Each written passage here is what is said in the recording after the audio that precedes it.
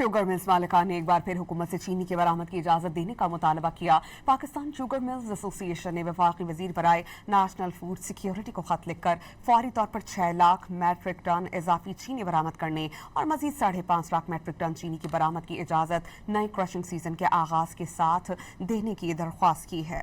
Sugar mills मालिकान ने एक बार फिर हुकूमत से चीनी की बरामद की इजाजत देने का मुतालबा किया। पाकिस्तान शुगर मिल्स एसोसिएशन ने वफाकी वजीर बराए नेशनल फूड सिक्योरिटी को खत लिखकर फौरी तौर पर 6 लाख मैट्रिक टन इजाफी चीनी बरामद करने और मजीद 5.5 लाख मैट्रिक टन चीनी की बरामद की इजाजत नए क्रशिंग सीजन के आगाज के साथ देने की दरख्वास्त की है।